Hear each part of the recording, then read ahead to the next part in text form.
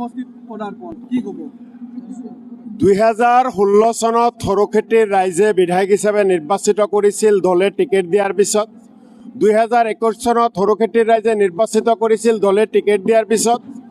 2026 চনৰ বিধানসভা নিৰ্বাচনত পাকাবেতবাৰী বিধানসভা সমষ্টিত ভাৰতীয় জাতীয় কংগ্ৰেছ দলে মোক ভাৰতীয় জাতীয় কংগ্ৰেছ দলৰ প্ৰাৰ্থী হিচাপে মনোনীত কৰিছে। আজি প্ৰথমতে মই পাকাবেতবাৰী বিধানসভা সমষ্টিত টিকেট পোৱাৰ পিছত পদাৰ্পণ কৰিছোঁ।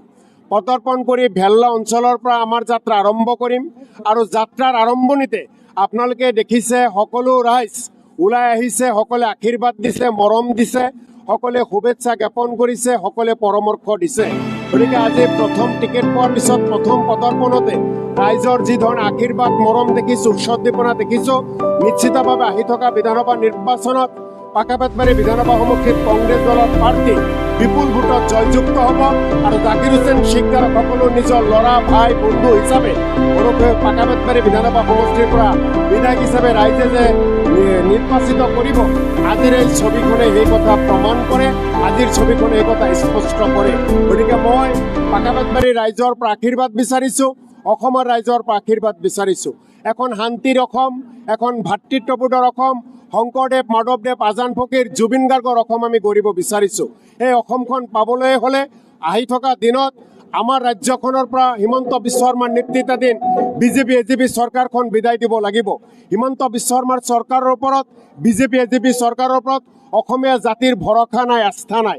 অসমীয়া জাতিয়ে কংগ্ৰেছ দলে নেতৃত্ব লোৱাটো বিচাৰিছে আৰু কংগ্ৰেছ দলেও অসমৰ ৰাইজৰ আশীৰ্বাদ লৈ আহি থকা নিৰ্বাচনত আমি ৰণত নামিব বিচাৰিছোঁ, আমি ৰণত নামিছোঁ।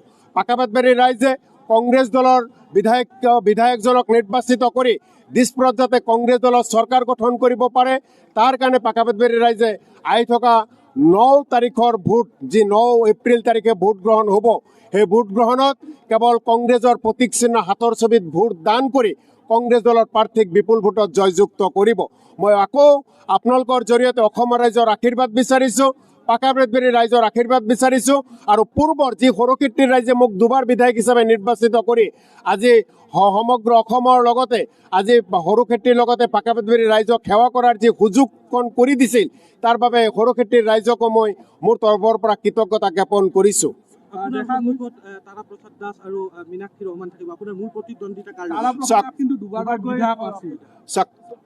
তেখেতে দুবাৰ বিধায়ক আছিল, আৰু এজন প্ৰাৰ্থী UDFৰ, তেখেতে যোৱাবাৰ মোৰ লগত নিৰ্বাচন খেলিছিল। যোৱা সময়ছোৱাৰ যদি কথা আপোনালোকে উল্লেখ কৰে, অসম গণ পৰিষদ দলৰ প্ৰাৰ্থী আৰু UDF দলৰ প্ৰাৰ্থী মোৰ লগত নিৰ্বাচন খেলিছিল আৰু দুজনে মোৰ লগত পৰাজয় বৰণ কৰিছিল। দুজনকে পাকাবেতবাৰীৰ ৰাইজে বা সৰুক্ষেত্ৰীৰ ৰাইজে যোৱা সময়ছোৱাত তেওঁলোকক কেতিয়াও আস্থাত লোৱা নাই। জাকিৰ হুছেইন শ্বিকদাৰক আস্থাত লৈছিল, কংগ্ৰেছ দলক আস্থাত লৈছিল। গতিকে স্পষ্টভাৱে ৰাইজৰ যিখিনি উৎসৱদীপনা দেখা পাইছোঁ, যিখিনি মৰম ৰাইজৰ পৰা পাইছোঁ, যিখিনি আশীৰ্বাদ পাইছোঁ, পাকাবেতবাৰীত এইবাৰ ৰাইজে বিপুল ভোটত কংগ্ৰেছ দলৰ প্ৰাৰ্থীকে জয়যুক্ত কৰিব, জাকিৰ হুছেইন শ্বিকদাৰকে মৰম কৰিব, হাতৰ ছবিকো মৰম কৰিব। ইয়াত কাৰ লগত যুঁজ হ'ব সেই কথাটো এতিয়া কোৱাটো টান, কাৰণ তেওঁলোকে কিমান নম্বৰত 2 নম্বৰৰ কাৰণে তেওঁলোকে যুঁজ কৰিব লাগিব। গতিকে 2 নম্বৰৰ যুঁজখন কোনে 2 নম্বৰ 3 নম্বৰ থাকিব, এই কথাখিনি জানিবলৈ আৰু কিছুদিন অপেক্ষা কৰিব লাগিব। চাওক, নমিনেশ্যনত অহাকালি ঈদৰ দিন বন্ধ, তাৰ পিছৰ দিনা ৰবিবাৰ বন্ধ। গতিকে আমাৰ হাতত কোনো অপশ্যন নাই 23 তাৰিখ। গতিকে 23 তাৰিখ, অহা 23 তাৰিখে পাকাবেতবাৰী ৰাইজৰ আশীৰ্বাদ লৈ মই মনোনয়ন পত্ৰ দাখিল কৰিম। নিশ্চিতভাৱে বৰপেটা জিলাখনত সেইদিনা আৰু কেইজন আমাৰ মনোনীত প্ৰাৰ্থীসকলে মনোনয়ন দাখিল কৰিব। আমাৰ দলৰ নেতৃত্বই কোনোবা না কোনোবা এজন জ্যেষ্ঠ নেতাক ইয়ালৈ প্ৰেৰণ কৰিব। চাওক, মূল ইছ্যু আপোনালোকে জানে যে সৰুক্ষেত্ৰীত 10 বছৰ মই বিধায়ক আছিলোঁ। সৰুক্ষেত্ৰীত যথেষ্টখিনি অভাৱ আছিল, সমস্যা আছিল।